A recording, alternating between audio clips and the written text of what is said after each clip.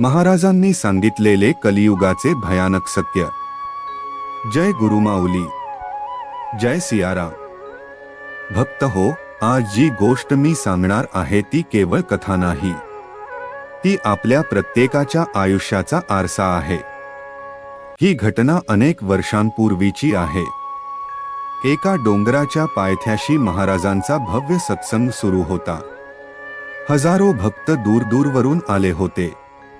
कुणी नोकरीच्या चिंतेने आले होते, कुणी संसारातील दुःख घेऊन आले होते, तर कुणी फक्त महाराजांचे दर्शन घ्यावे म्हणून आले होते।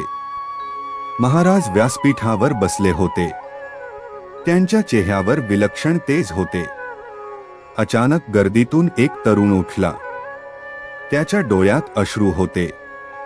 तो महाराजांच्या चरणी पडला आणि रडत म्हणाला, महाराज, मी खूप त्रासलो आहे। घरात शांतता नाही, नोकरीत समाधान नाही, मित्रांवर विश्वास ठेवला तर ते फसवतात, नात्यांमध्ये प्रेम नाही, देवाची पूजा करतो तरी मनाला शांती मिळत नाही। हे जग इतके बदलले का? सभागृहात शांतता पसरली। महाराजांनी त्याला उठवले, त्याच्या डोक्यावर प्रेमाने हात ठेवला आणि म्हणाले, बाळा, तू एकटाच नाहीस। आज जगातील लाखो लोक हेच प्रश्न विचारत आहेत। कारण कलियुगाचा सर्वात मोठा प्रभाव बाहेरच्या जगावर नाही, तो माणसाच्या मनावर आहे। हे ऐकून सर्व भक्त स्तब्ध झाले। पहिला दृष्टांत सोन्याचा पिंजरा। महाराज म्हणाले, एकदा एक राजा होता।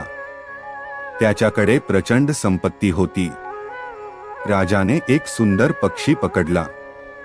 त्याच्यासाठी शुद्ध सोन्याचा पिंजरा बनवला। मोती, हिरे, माणके लावली। खाण्यासाठी उत्तम फळे ठेवली। पण काही दिवसांनी पक्षी उदास झाला। खाणे बंद केले, गाणे बंद केले। राजाला आश्चर्य वाटले। त्याने विचारले, तुला अजून काय हवे? पक्षी म्हणाला, मला सोन्याचा पिंजरा नको, मला आकाश हवे। महाराज भक्तांकडे पाहत म्हणाले, आजचा माणूस हाच तो पक्षी आहे। मोठे घर आहे, मोठी गाडी आहे, मोबाईल आहे, पैसा आहे, पण मनाला आकाश नाही, मनाला शांती नाही, म्हणून तो दुःखी आहे।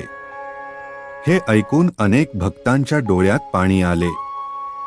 दुसरा दृष्टांत, वृद्ध आई। महाराज पुढे म्हणाले, कलियुगात सर्वात जास्त दुःख कोणाला होईल माहीत आहे? सर्वजण शांत होते। महाराज म्हणाले, आई वडिलांना। एक गाव होते। त्या गावात एक वृद्ध आई राहत होती। तिने मुलाला खूप कष्टाने वाढवले। स्वतः उपाशी राहिली, पण मुलाला कधी उपाशी ठेवले नाही। त्याला शिकवले, मोठे केले। एक दिवस मुलगा शहरात गेला। मोठा अधिकारी झाला। लग्न झाले, पैसा आला, प्रतिष्ठा आली, पण हळूहळू आई मागे पडली। फोन कमी झाले, भेटी कमी झाल्या, आणि एक दिवस आई एकटीच घराच्या ओसरीवर बसून मुलाची वाट पाहत राहिली। संध्याकाळ झाली, रात्र झाली, पण मुलगा आला नाही। त्या रात्री आईने आकाशाकडे पाहिले आणि फक्त एवढेच म्हणाली, देवा, माझ्या लेकराला सुखी ठेव। दुसऱ्या दिवशी सकाळी ती या जगातून निघून गेली। काही दिवसांनी मुलगा आला, पण आता उशीर झाला होता। आई नव्हती, घर होते, आठवणी होत्या, आणि पश्चात्ताप होता। महाराजांच्या डोळ्यात पाणी आले। ते म्हणाले, बाळांनो, कलियुगाचे भयानक सत्य म्हणजे लोक देव शोधतील, पण घरातील देव विसरतील। संपूर्ण सभागृहात रडण्याचा आवाज येऊ लागला। तिसरा दृष्टांत मोबाईल आणि मन. महाराज पुढे म्हणाले, एक काळ येईल जेव्हा लोक हजारो किलोमीटर दूरच्या माणसाशी बोलतील, पण शेजारी बसलेल्या आईशी बोलायला वेळ काढणार नाही. हजारो फोटो जपून ठेवतील, पण आईवडिलांसोबत घालवलेले क्षण जपणार नाही. शेकडो मित्र असतील, पण मन मोकळे करण्यासाठी एकही माणूस नसेल. महाराज म्हणाले, म्हणून लक्षात ठेवा, तंत्रज्ञान वाईट नाही, पण तंत्रज्ञानामुळे माणुसकी हरवणे वाईट आहे. कलियुगाचे सर्वात भयानक रहस्य. महाराज काही क्षण शांत राहिले. नंतर हळू आवाजात म्हणाले, बाळांनो, कलियुगात राक्षस जंगलात नसतील, ते माणसाच्या मनात असतील. अहंकाराच्या रूपात, लोभाच्या रूपात, मत्सराच्या रूपात, स्वार्थाच्या रूपात आणि सर्वात मोठे म्हणजे देवाला विसरण्याच्या रूपात. सभागृहातील प्रत्येक जण विचारात पडला, कारण प्रत्येकाला स्वतःचे प्रतिबिंब दिसू लागले होते. महाराजांचा अंतिम संदेश. लक्षात ठेवा, ज्याच्या घरात प्रेम आहे तिथे देव आहे. ज्याच्या मनात श्रद्धा आहे तिथे देव आहे. जो आईवडिलांची सेवा करतो त्याच्यावर देव प्रसन्न असतो. जो दुसऱ्याच्या डोळ्यातील अश्रू पुसतो त्याला वेगळा देव शोधण्याची गरज नसते. भाग 2. कलियुगातील 7 भयानक चिन्हे. श्रीमंताचा पश्चात्ताप आणि गरीब भक्ताचा चमत्कार. जय गुरुमाऊली, जय सियाराम. महाराजांचे शब्द ऐकून संपूर्ण सभागृह स्तब्ध झाले होते. काहींच्या डोळ्यात अश्रू होते, काही स्वतःच्या आयुष्याचा विचार करत होते, तर काहींना वाटत होते, महाराज आज काहीतरी मोठे सांगणार आहे. महाराजांनी सभोवताली नजर फिरवली आणि म्हणाले, बाळांनो, कलियुग ओळखायचे असेल तर त्याची चिन्हे ओळखा. पहिले चिन्ह, सत्याची किंमत कमी होईल. महाराज म्हणाले, एक काळ असा येईल की खोटे बोलणारा हुशार समजला जाईल आणि सत्य बोलणारा मूर्ख समजला जाईल. एक व्यापारी होता, तो प्रामाणिक होता, फसवणूक करत नसे, नफा कमी झाला तरी खोटे बोलत नसे. पण दुसरा व्यापारी लोकांना फसवून पैसे कमवत होता. लोक त्याच्याकडे आकर्षित होत होते, कारण बाहेरून तो यशस्वी दिसत होता. वर्षानुवर्षे गेली. एक दिवस प्रामाणिक व्यापारी शांत झोपला आणि फसवणूक करणारा व्यापारी औषधांच्या गोळ्या खात रात्रभर जागा राहिला. महाराज म्हणाले, सत्याचा मार्ग कठीण असतो, पण शेवट शांततेत होतो. दुसरे चिन्ह, नात्यांमध्ये स्वार्थ वाढेल. महाराज म्हणाले, कलियुगात नाती हृदयाने नाही तर फायद्याने जोडली जातील. एक तरुण खूप श्रीमंत झाला. त्याच्या आजूबाजूला शेकडो मित्र जमा झाले. वाढदिवसाला मोठी गर्दी व्हायची. फोन सतत वाजायचा. सगळ्यांना त्याची आठवण यायची. पण एक दिवस त्याचा व्यवसाय बुडाला. संपत्ती गेली. फोन बंद झाले. मित्र गायब झाले. त्या दिवशी त्याला समजले की त्याच्याकडे मित्र नव्हतेच, फक्त स्वार्थी लोक होते. महाराज म्हणाले, जग तुमच्या पैशावर प्रेम करू शकते, पण खरे प्रेम फक्त निःस्वार्थच करू शकते. तिसरे चिन्ह, आईवडील एकटे पडतील. हे बोलताना महाराजांचा आवाज थरथरला. ज्यांच्या हाताने मुलाला चालायला शिकवले त्याच आईवडिलांना शेवटी काठीचा आधार घ्यावा लागेल. पण मुलाला त्यांच्यासाठी वेळ नसेल. सभागृहातील अनेक वृद्धांचे डोळे भरून आले. महाराज म्हणाले, जो आईवडिलांना रडवतो त्याच्या घरातील सुख हळूहळू निघून जाते. चौथे चिन्ह, पैसा देव बनेल. महाराज म्हणाले, कलियुगात पैसा आवश्यक असेल, पण लोक त्यालाच परमेश्वर मानू लागतील. एक श्रीमंत माणूस होता. त्याच्याकडे बंगले होते, गाड्या होत्या, नोकरचाकर होते, पण हृदयात शांती नव्हती. एक दिवस तो गंभीर आजारी पडला. डॉक्टरांनी सांगितले, तुमच्याकडे फार वेळ उरलेला नाही. हे ऐकताच त्याच्या पायाखालची जमीन सरकली.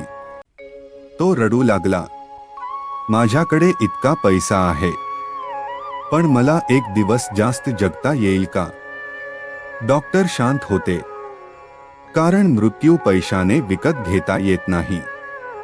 मृत्यूशय्येवरील श्रीमंताची कथा. तो माणूस हॉस्पिटलमध्ये पडला होता. खोलीत महागडी यंत्रे होती, पण मनात भीती होती. अचानक त्याला बालपण आठवले.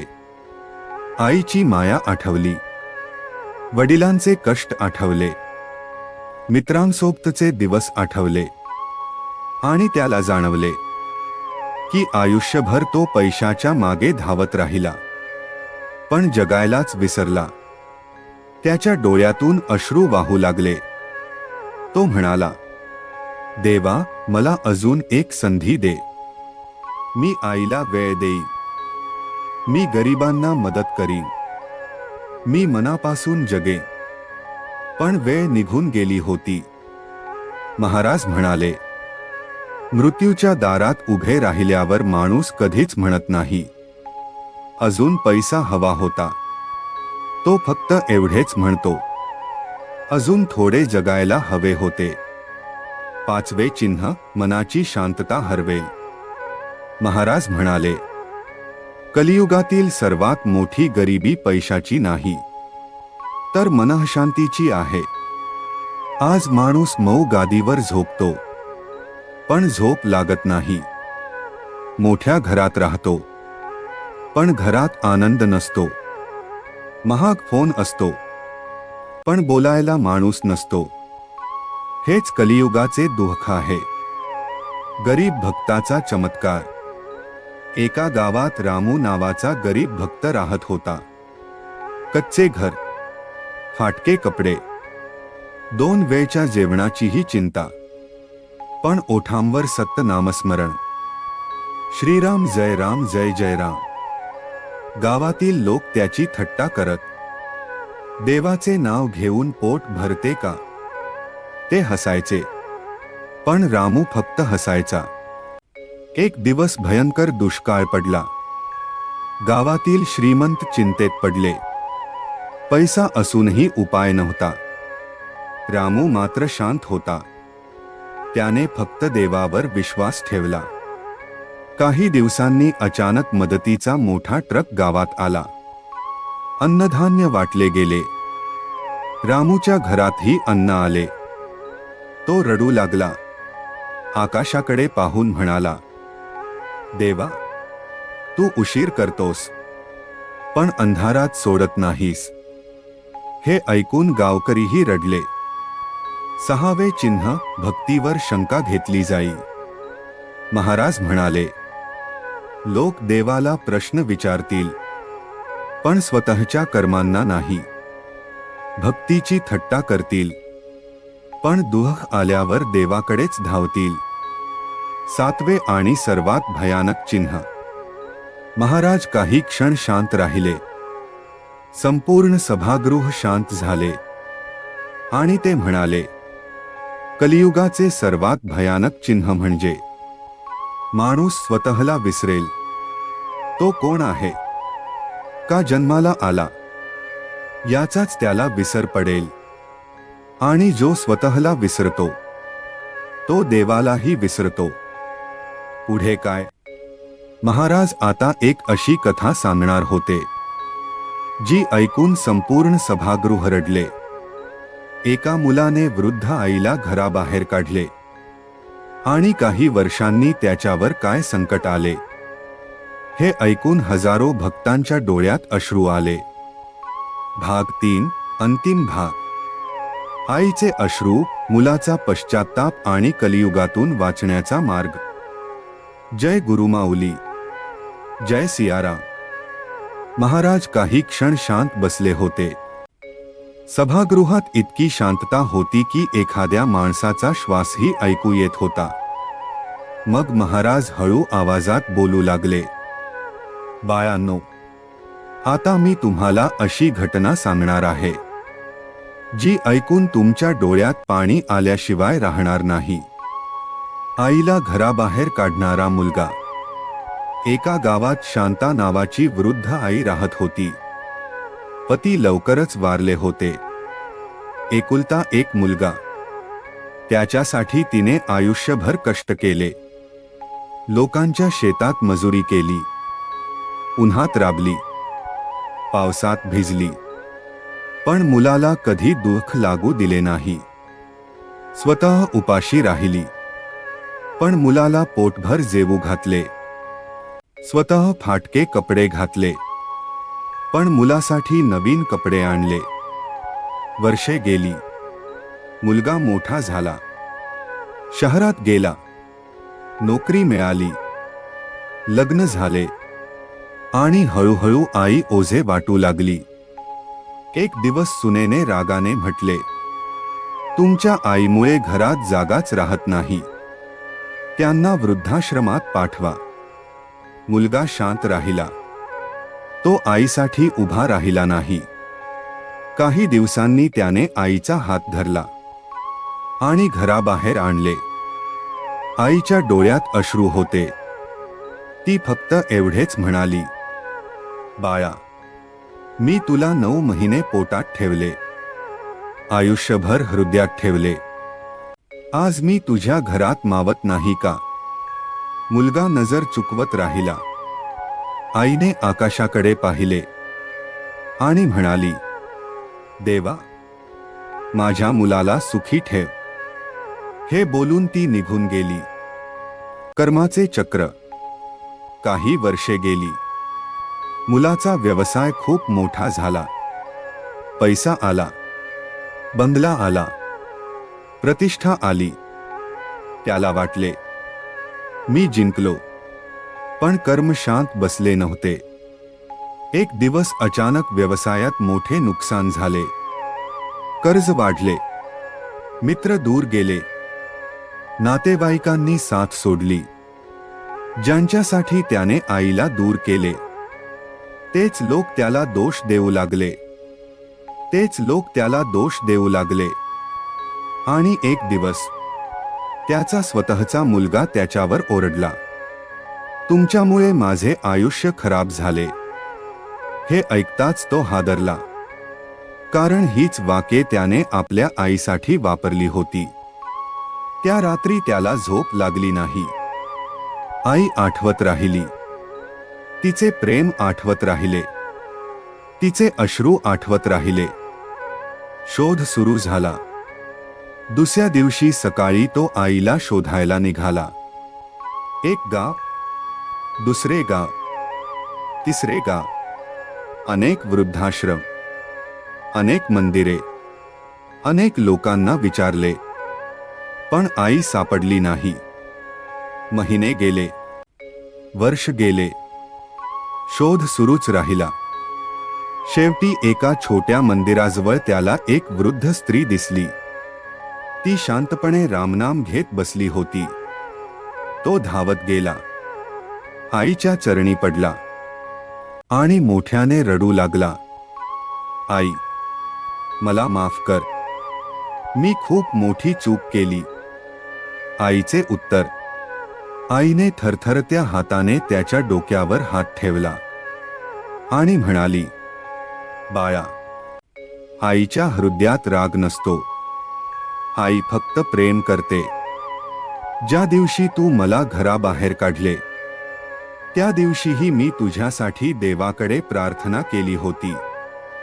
हे ऐकून मुलगा फुटफुटून रडू लागला. सभागृहातील अनेक भक्तांच्या डोळ्यातूनही अश्रू वाहू लागले.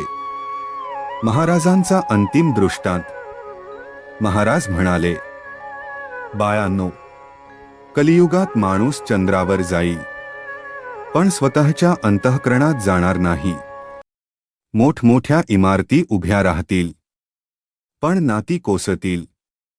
ज्ञान वाढेल, पण विवेक कमी होईल. माहिती वाढेल, पण समज कमी होईल. पैसा वाढेल, पण समाधान हरवेल. कलियुगातून वाचण्याचे 5 उपाय. महाराज म्हणाले, 1. दररोज नामस्मरण करा. संकटे येतील, पण मन कोसळणार नाही. 2. ताईवडिलांचा आदर करा.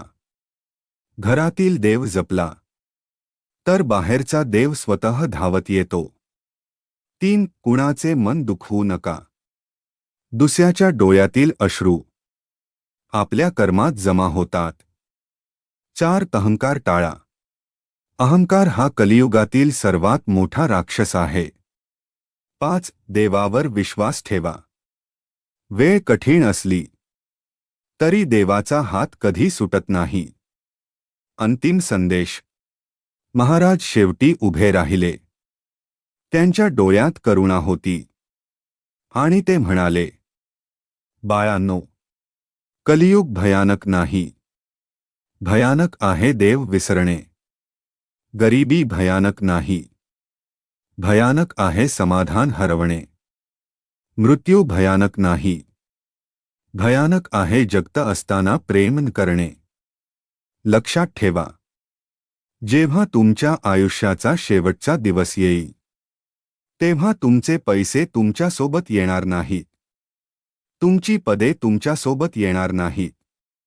तुमची संपत्ती तुमच्यासोबत येणार नाही. फक्त तुमची कर्मे, तुमची भक्ती आणि तुम्ही दिलेले प्रेम हेच तुमच्यासोबत येईल. इतके बोलून महाराजांनी डोळे मिटले. सभागृहात हजारो भक्त रडत होते आणि प्रत्येकाच्या मनात एकच विचार होता, आयुष्य कितीही मोठे असो, ते प्रेम, सेवा आणि भक्तीशिवाय अपूर्ण आहे.